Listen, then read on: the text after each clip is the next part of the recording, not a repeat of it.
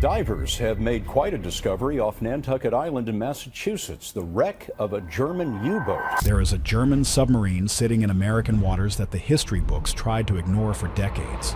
Researchers finally found the wreck, and what they discovered inside was pure horror. Researchers released these renderings of a German U-boat found on the seafloor just north of the country's coast. This was not a boat that was lost in a fair fight. Instead, it was a victim of a technical glitch that turned its own weapons against the crew, and that is putting it lightly. For 50 years, families were told their sons were in Africa, but the truth was much closer to home. This tale of twisted steel and lost souls is hands down the wildest mystery of the sea. The submarine that did not exist. The discovery off the coast of Massachusetts and New Jersey started a journey that would take decades to solve and cost multiple lives, beginning with a whisper from the deep that no one was prepared to hear. In 1991, a seasoned fishing boat captain mentioned to a diver named Bill Nagel that his nets were constantly snagging on something massive and immovable about 60 miles offshore. The coordinates for this obstacle did not match any known wreck on the official nautical charts, which was the first sign that something was very wrong in the cold, dark waters of the North Atlantic. Bill Nagel was a legend in the world of deep-sea exploration, a man who viewed the seafloor as his own backyard. So when he heard about an unidentified mountain of steel sitting in 230 feet of water, he knew he had to see it for himself. He put together a team of the best technical divers in the world, including a man named John Chatterton, who was known for his ice-cold nerves and surgical precision in high-pressure environments. They set out on a research vessel equipped with the best sonar of the era, but nothing could have prepared them for what was waiting beneath the waves. When they finally reached the bottom, dropping through a layer of murky, light-swallowing water, they saw a massive shape emerging from the silt that made absolutely no sense at all. It was a German submarine, fully intact and sitting upright on the sand as if it were still on active patrol, even though every official record stated that no such boat was lost anywhere near these waters. John Chatterton was the first to touch the freezing steel hull, feeling the vibration of the ocean currents humming through the metal, and he realized immediately that they had found something that was supposed to be impossible. The boat looked eerily preserved, with its conning tower standing tall and its hatches sealed tight, almost as if it had been gently placed on the seafloor by a giant hand, rather than destroyed in a violent, world-ending battle. But here is the catch. When they returned to the surface and checked the official naval archives of the United States, Great Britain, and Germany, they all said the same thing. Every single German submarine lost in the war was meticulously accounted for, and not a single one was missing near the New Jersey coast. According to the high-ranking experts in Washington and Berlin, this submarine simply did not exist. The divers were told by government officials that they must be mistaken, perhaps confusing a sunken freighter or a garbage barge for a lethal machine of war. But the divers had seen the conning tower, the deck gun, and the unmistakable lines of a Type 9 C-40 German U-boat with their own eyes. They gave the wreck a temporary name, calling it the U-Who, because nobody knew its real number, its mission, or why it was lurking so close to the American mainland. For the next 6 years, this mystery would consume their lives and lead them into a dangerous obsession with the truth that pushed them to the brink of madness. They were looking for a needle in a haystack made of twisted steel and salt water, and the cost of finding it was going to be higher than anyone could have ever imagined. This was not just a shipwreck, it was a ghost from a past that refused to stay buried. A puzzle that had been hidden by a 50-year-old mistake in the official history of the world. Some wild theories began to circulate among the team as they realized the government's records were stone-cold silent on this boat. What if the U-Who was not a regular combat vessel but part of a secret, elite fleet known as the Black Submarines?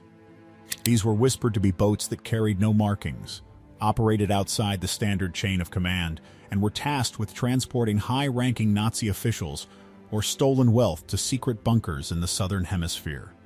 The fact that all identifying manufacturer plates had been removed from the interior machinery only fueled these theories. Some researchers even suggested that the submarine was testing experimental cloaking technology or advanced silent running engines that had failed at the worst possible moment, leaving them stranded in the heart of enemy territory. And get this, the proximity to New Jersey suggested a target that was almost too terrifying to contemplate. Was the U-Boat preparing for a game-over run against New York Harbor, or was it a scout for a larger invasion force that never arrived? It is not that simple, though, because the deeper they looked, the more the submarine seemed to resist being identified. Every time Chatterton or Nagel thought they had a lead, they hit a wall of redacted documents and classified files. It was as if the submarine had been wiped from the face of the earth while it was still afloat. Basically, they were dealing with a maritime conspiracy that reached the highest levels of military intelligence. The crazy part is that while the world moved on, 56 men were still inside that boat, waiting for someone to finally call them by their names. The obsession turned into a crusade, a battle against the crushing pressure of the water and the even heavier pressure of a history that did not want to be rewritten. They were determined to pull the mask off this ghost, even if it meant risking their lives on every single dive into the abyss. The U-Boat was not just sitting on the sand, it was waiting, holding its breath, until the truth could finally be hammered out of the dark. The mystery only got deeper as the divers realized that someone had gone to great lengths to hide the identity of the boat. The ghost submarine that rewrote history. U-869 was a Type 9 C-40, which was one of the most advanced long-range attack machines in the German fleet. These boats were designed to cross the entire Atlantic Ocean without refueling, so they could hunt for ships along the American coast. This specific submarine was built at the shipyard in Bremen and was put into service in January of 1944 under the command of Helmut Neuberg. The crew consisted of 56 men, and most of them were just teenagers who had been pulled from their homes to serve in the most dangerous branch of the military. By the time this boat was ready for combat, the war had turned into a nightmare for the German Navy, with 3 out of every 4 sailors never coming home. The men who climbed into that steel tube in November of 1944 knew that their chances of survival were less than 25%. They left Norway and headed west into the gray waters of the North Sea, and from that moment on, they were never heard from again. After the war ended, the experts sat down to match every lost submarine with a specific attack or location to close the files. For U-869, they found a report from February of 1945 that described an Allied attack near Gibraltar and the coast of Africa. The dates matched, the general area matched, and so the historians declared that the boat was sitting at the bottom of the ocean 5,000 miles away from New Jersey. The families of the 56 crew members were sent letters telling them their loved ones were resting in the eastern Atlantic near the Sahara Desert. For nearly 50 years, those families visited the wrong beaches and threw flowers into the wrong ocean, believing the official word of the government. But the wreck sitting 60 miles off the American coast was about to prove that the most meticulous records in the world were completely wrong. The crazy part is that the historians refused to believe the divers for years, even after they were presented with physical evidence from the site. It took an incredible amount of work to prove that a boat assigned to Africa had somehow ended up on the doorstep of New York City. This discovery did not just find a lost ship. It exposed a massive failure in how we record the events of the past. The truth was waiting in the darkness, and it was much more complicated than a simple navigational error. As they began to explore the interior of the ghost sub, the divers realized they were walking through a tomb that had been sealed for half a century. The price of truth in the deep. Diving to 230 feet is a task that pushes the human body to the absolute limit and often leads to tragic results, because the ocean at that depth is basically a hostile alien world. At that depth, the water is so cold it feels like it is burning your skin. A bone-chilling temperature that drains the heat from a human body even through the thickest specialized suits. The pressure is 7 times higher than it is at the surface, which is roughly 100 pounds per square inch, pressing against every single part of your gear and your lungs. This massive weight compresses the air you breathe, making it thick and heavy, like trying to inhale honey through a straw.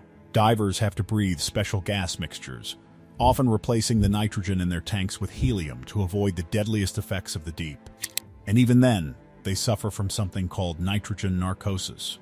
This condition, often called the rapture of the deep, makes you feel like you are intoxicated, stripping away your ability to think clearly just when you need your brain the most.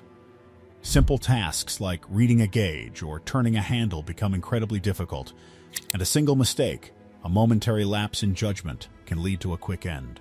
The interior of the submarine was even more dangerous than the open water outside.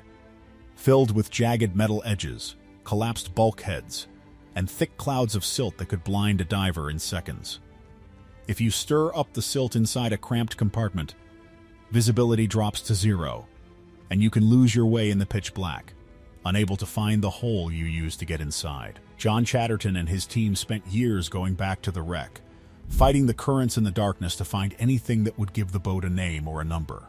They found bones scattered through the control room, mixed with broken dishes and personal items like shaving kits and leather boots that had been frozen in time since 1945. It was a haunting scene, like a ghost town, where the clocks had stopped the moment the explosion happened. But get this, every identifying mark on the equipment, from the manufacturer plates to the serial numbers on the machinery, seemed to be missing or intentionally scrubbed away. This made the team wonder if the crew had tried to hide who they were. Perhaps because they were on a mission so secret that the German High Command wanted them to disappear if they failed. The crazy part is that they found artifacts that suggested the boat might have been carrying high-ranking officials fleeing the fall of Berlin, including expensive personal jewelry and high-quality cigars that ordinary sailors would never have owned. The stress of the mystery and the constant danger of the dive started to take a toll on the team, stretching their nerves to the breaking point. Soon, the ocean began to claim its prize in a way that would change the expedition forever. In October of 1992, a father and son team named Chris and Chrissy Rouse went down to the wreck for what was supposed to be a routine exploration. They were both elite divers who had done this dozens of times before, and they shared a bond that most explorers can only dream of. But something went wrong in the darkness of the lower decks. Perhaps a snagged line or a failure in their breathing equipment that delayed their exit. They stayed too deep for too long, pushing their bottom time far beyond the safe limits allowed by their decompression tables. When they finally reached the surface, their bodies were devastated by the pressure change, a condition where the gases in their blood expand into painful bubbles that tear through tissue. Both men died before they could reach a hospital, leaving the diving community in a state of total shock and grief.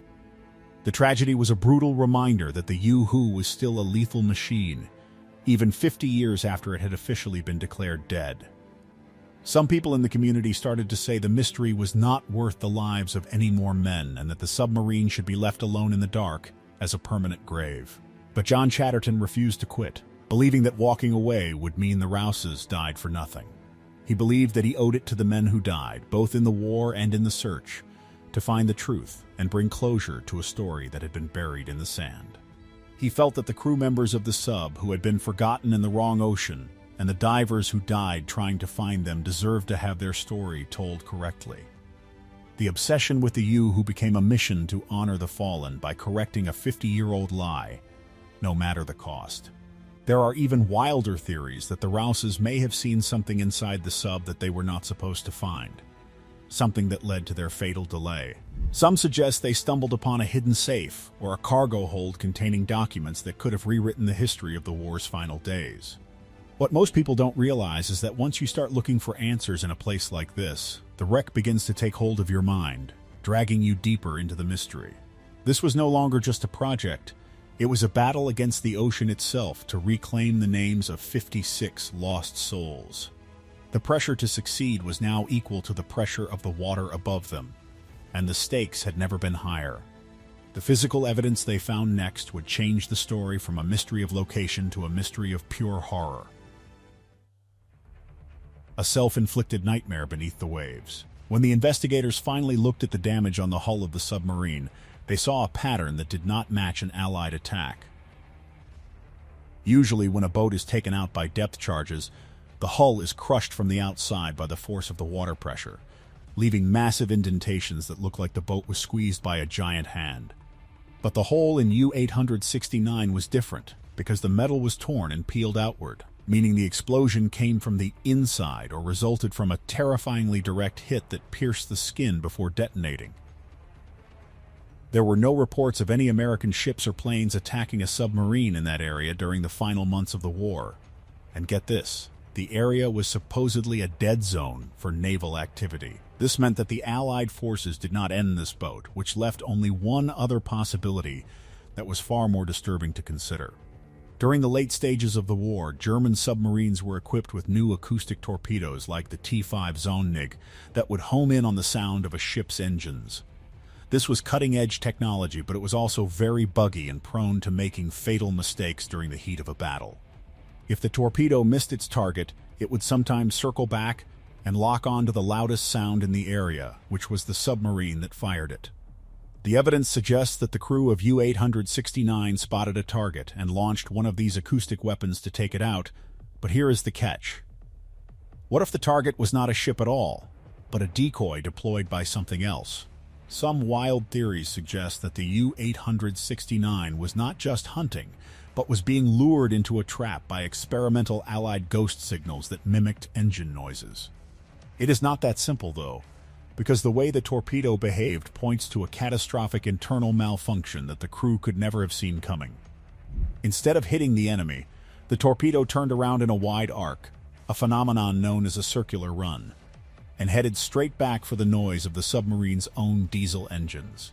The men inside would have had no warning because these torpedoes were designed to be silent as they moved through the water toward their prey, essentially becoming invisible assassins. One moment they were waiting for a successful hit that would mark their victory, and the next moment, their own weapon detonated right against the side of the control room. The explosion was catastrophic, ripping through the pressure hull and flooding the central part of the boat in a matter of seconds. The men in the control room were eliminated instantly by the blast and the rush of the ocean, but they were actually the lucky ones. Basically, the pressure at 230 feet would have turned the air into a hammer, ending their lives before they even felt the water. Because the boat was divided into watertight sections, the men in the front and the back of the submarine were still alive when it started to sink. They were trapped in the dark, feeling the boat tilt at a sickening angle and hearing the screams of the metal as it descended toward the seafloor. They were 230 feet down, and there was no way to open the hatches or swim to the surface without the massive pressure ending them. Those sailors had to sit in the pitch-black silence, knowing that they were sealed in a steel tomb that was never supposed to be there. Some theorists believe that in those final moments, the crew may have tried to destroy sensitive documents or even experimental wonder weapons that were being smuggled to a secret base. There are whispers that U-869 was part of a last battalion fleet, carrying high-ranking officials or even occult artifacts meant to preserve the Reich in exile. The crazy part is that the oxygen would have slowly run out, leaving the survivors to face the ultimate horror in total isolation. They were left to wonder if the world would ever know they were here, or if they would remain ghosts haunting the American coastline forever. The mystery of the wreck suggests that the boat may have been carrying more than just torpedoes and sailors. The end of the Yoo-hoo mystery. In 1997, after 6 years of searching and facing constant danger, John Chatterton found a small knife buried in the silt of one of the rear compartments. This was a place where the water was so still that the silt had settled like a layer of dust over decades, hiding the keys to the past. When he cleaned off the years of salt and rust, he saw a name engraved on the handle that matched a man on the roster of U-869. The man was named Martin Horenberg, and he was a torpedo technician who had disappeared along with the rest of the crew in 1945. This was the smoking gun that the historians could not ignore, and it finally forced the world to admit that the records were wrong. Yeah, about that, the Naval Archives had insisted for half a century that this man had died off the coast of Africa. The discovery of his personal belongings 5,000 miles away was the proof that the impossible wreck was, in fact, the lost U-869. The official resting place of the submarine was moved from the coast of Africa to the coast of New Jersey in all the naval textbooks, correcting a massive historical error. The families of the 56 sailors were finally given the real story of what happened to their sons, even if the truth was hard to hear. Some mothers and brothers had spent 50 years looking at the wrong part of the map, and learning about the torpedo malfunction was a heavy blow. However, many of them were grateful to finally know where the bones of their loved ones were actually resting after all that time. The brother of the commander, a man named Friedrich Noberg, traveled all the way from Germany to stand on a boat above the wreck site. He dropped flowers into the Atlantic and said a final goodbye to the brother he had not seen since he was a young boy. But here is the deal. Some wild theories suggest that the Hornberg knife was just one of many artifacts that hinted at a much larger conspiracy. Was the crew intentionally misidentified to cover up a secret mission involving the transportation of Nazi gold or advanced jet engine blueprints? The discovery of U-869 proved that history is not always a closed book, and that the truth can be hidden in plain sight. It reminds us that behind every number in an archive, there are real people with families who are waiting for answers that might never come. Even today, the submarine sits on the sand, slowly being eaten away by the salt water and the currents of the deep ocean. It is a haunting reminder of the cost of war and the mistakes that can be made when technology and human error collide. The divers who found it risked everything to solve a mystery that the rest of the world had already forgotten. And that's putting it lightly. Some believe that the wreck still holds undiscovered compartments containing encrypted Enigma codes that were never meant to be decoded by the Allies. Now, the crew of the Ghost Sub is no longer lost, and their names are finally written in the right place in the history of the world. What most people don't realize is that there are likely many more stories like this waiting in the dark corners of the sea, beneath miles of water and silence. It makes you wonder how many other families are still mourning at the wrong graves because of a simple clerical error or a deliberate cover-up made during the chaos of battle. The U-869 stands as a monument to the forgotten, a steel titan that refused to stay hidden. As the ocean slowly reclaims the hull, the story remains as a testament to those who seek the truth at any cost. Could there be other ghost submarines hiding right off our coast that the government still denies exist? Tell us your theories in the comments, like this video, and subscribe for more.